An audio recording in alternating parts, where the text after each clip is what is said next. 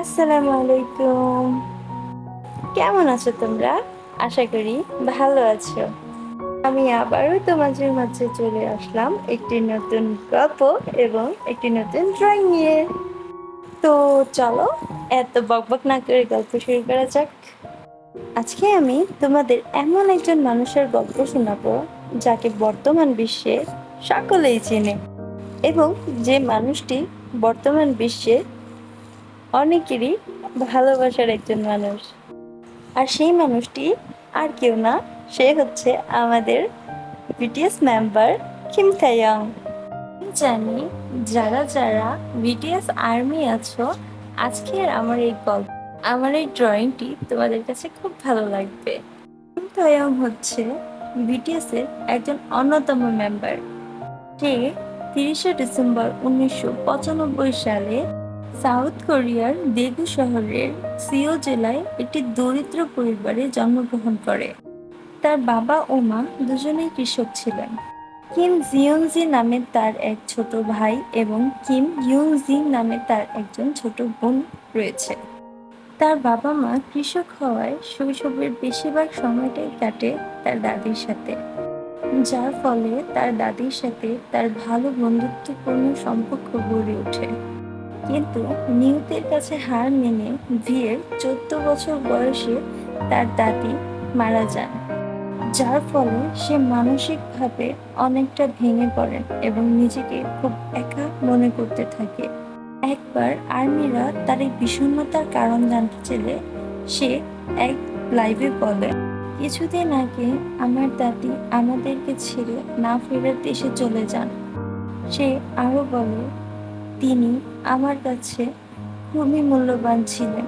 তিনি আমার 14 বছর বয়স পর্যন্ত আমাকে বড় করেছেন।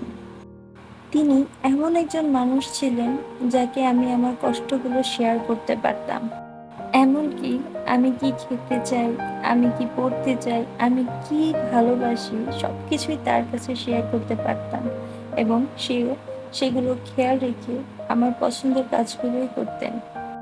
আমার দাদির একটি ইচ্ছে ছিল, সেই ইচ্ছেটা হচ্ছে সে আমাকে টিভিতে দেখতে চাইতো। আর আমারও ইচ্ছে ছিল টিভিতে একদিন আমি আমার দাদিকে বলবো আমিও তাকে কতটা ভালোবাসি। কিন্তু সেই সময়টা আজ এসেছে, কিন্তু আমার দাদি আর আমার কাছে নাই। কিন্তু আমি আজও মনে করি আমার দাদি উপর থেকে সব সময় আমাকে সাপোর্ট করে। এই কথাগুলো বলে সেদিন আমাদের বি অঝরে কান্না করেছিল, যা দেখেছিল পুরো বিশ্ব।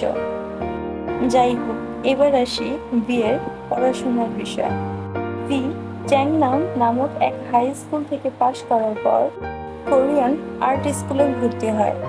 ও, আরেকটি কথা তো বলতে ভুলেই গেলাম, আমাদের ভি এবং জিমিন একই স্কুলে থেকে পড়াশোনা করেছে, তাই তাদের বন্ধুত্ব ছোটবেলা থেকেই। কোরিয়ান আর্ট স্কুল থেকে পাশ করার পর ভি 2020 সালে গ্লোবাল সাইবার ইউনিভার্সিটি থেকে সম্প্রচার এবং বিনোদনের উপর গ্র্যাজুয়েশন কমপ্লিট করেন, এবং 2021 সালে হ্যাংয়াং সাইবার ইউনিভার্সিটি থেকে বিজ্ঞাপন এবং মিডিয়ার উপর এমবিএ কমপ্লিট করে। কোরিয়ার অত্যন্ত ছোট একটি গ্রামে জন্মগ্রহণ করা ভি কোনোদিনই ভাবতে পারেনি সে একদিন বিটিএস মেম্বার হবে। আসলে তার কোনো বন্ধুরা তাদের ভবিষ্যৎ নিয়ে কখনো কোনো চিন্তা ভাবনা করতো না, কারণ তারা ভাবতো যে তারাও একদিন কৃষক হবে। সেক্ষেত্রে আমাদের বিয়েও সেটাই মেনে নিয়েছিল, যেহেতু তার বাবা মা একজন কৃষক, তাহলে তারও বড় হয়ে একজন কৃষকই হতে হবে। কিন্তু ভার্সিটির একটি ঘটনা হওয়ার পর তাকে এই ধারণা থেকে বেরিয়ে আসতে হয়। ঘটনাটি হয়েছিল একটি মেয়েকে কেন্দ্র করে। বি যখন ইউনিভার্সিটিতে পড়ে তখন একটি মেয়েকে তার খুব ভালো লাগতো, কিন্তু কিছুদিন সাহস করে সে মেয়েটিকে সে কোনো কিছু বলতে পারেনি। একদিন অতি সাহস করে সে মেয়েটির কাছে তার মনের ভাব প্রকাশ করে, কিন্তু মেয়েটি তার এই কথা শুনে তাকে খুব অপমানজনকভাবে তার প্রস্তাবটি প্রত্যাখ্যান করে দেয় এবং তাকে বলে যে তুমি একজন সাধারণ কৃষকের ছেলে হয়ে আমাকে কিভাবে এই ধরনের প্রস্তাব দিতে পারো। কিন্তু সেই মেয়েটি কি আর জানতো যাকে আজকে সে এত অপমান করে রিজেক্ট করে দিচ্ছে, একদিন তাকেই পাওয়ার জন্য শত শত মেয়ে অপেক্ষায় থাকবে। এই কথাগুলো শুনে ভি সেদিন খুবই কষ্ট পায়। এরপর থেকেই তার মধ্যে অনুপ্রেরণার সৃষ্টি হয় যে সে কিছু না কিছু একটা করবে। প্রাথমিক বিদ্যালয় পড়াকালীন ভি একজন প্রফেশনাল সিঙ্গার হতে চাইতো, যার কারণে তখন থেকেই সে স্যাক্সোফোন বাজানো শিখছিল। আর একসময় সে এটিতে খুব ভালো পারদর্শীও হয়ে যায়। 2011 সালে যখন বিগ হিট এন্টারটেইনমেন্টের অডিশন শুরু হয়, তখন বি তার এক বন্ধুর সাথে সেখানে গিয়েছিল তাকে সাপোর্ট করার জন্য। এখানে বিগ হিট এন্টারটেইনমেন্টের একজন টিম মেম্বার ভি এর সৌন্দর্য এবং অঙ্গভঙ্গি দেখে মুগ্ধ হয়ে যায় এবং তাকে অডিশন দেওয়ার জন্য বলে। তখন ভিও তার বাবার কাছ থেকে অনুমতি নিয়ে অডিশন দেয় এবং ভি একমাত্র পার্সন ছিল যে কিনা দেগু থেকে নেক্সট রাউন্ডের জন্য সিলেক্টেড হয়েছিল। অডিশনে সিলেক্টেড হওয়ার পর ভি বিগ হিট এন্টারটেইনমেন্টের অধীনে 3 বছর প্র্যাকটিস করেন। 13 জুন 2013 সাল ভি ফার্স্ট নো মোর গানে বিটিএস এর অন্যান্য মেম্বার্সদের সাথে ডেবিউ করেন। ডেবিউ করার আগ পর্যন্ত বিগ হিট এন্টারটেইনমেন্ট ভিকে লুকিয়ে রেখেছিল, তাকে কখনোই সামনে আনা হয় নাই, যার কারণে আমাদের ভি ভাবতো যে সে কখনো বিটিএস মেম্বার্স হিসেবে আত্মপ্রকাশ করতে পারবে না, কি তারা তাকে কোনো শোতেও আনে নাই।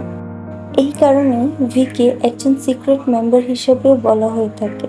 2015 সালে 29 এপ্রিল রিলিজ হওয়া the most beautiful in the life part 1 hold me tight গানের সহ-রচনা এবং প্রযোজনাও করে ভি। সুগার কম্পোজ হওয়া ফান ভয়েসের লিরিকও লেখে সে। আর এইভাবেই আস্তে আস্তে সে বিটিএস মেম্বার হিসেবে গড়ে উঠতে থাকে। 2018 সালে ভি তার first solo song singularity release করে এবং সেই গানটি তাকে নিয়ে যায় তার সাকসেসের চূড়ান্ত পর্যায়ে এবং তার এই গানটি বিলবোর্ডের বিটিএস এর 50টি গানের মধ্যে 28 নম্বর পজিশন পেয়েছিল এবং সে 2016 সালে সবথেকে জনপ্রিয় একটি কে ড্রামা হুয়ারাংয়েও অভিনয় করেছে। এইভাবেই আস্তে আস্তে ভি সবার কাছে জনপ্রিয়তা পেতে থাকে এবং হতে থাকে বিটিএস এর অন্যতম একটি মেম্বার। তাকে আরএম, জিন, সুগা, জেহো, জিমিন, জাংকুক সবাই খুব ভালোবাসে এবং তাকে নিয়ে শুরু হয় আমাদের ফ্যান্ডমের 7টি রাজার পথ চলা এবং আজকে তারা একে অপরকে ছাড়া মনে হয় অপূর্ণতা। সো বন্ধুরা, এই গল্পটা এই পর্যন্তই শেষ। এটাই হচ্ছিল আমাদের কিম তাeyongয়ের ভি হয়ে ওঠার গল্প। সো আশা করি আমার এই ভিডিওটি তোমাদের কাছে ভালো লেগেছে।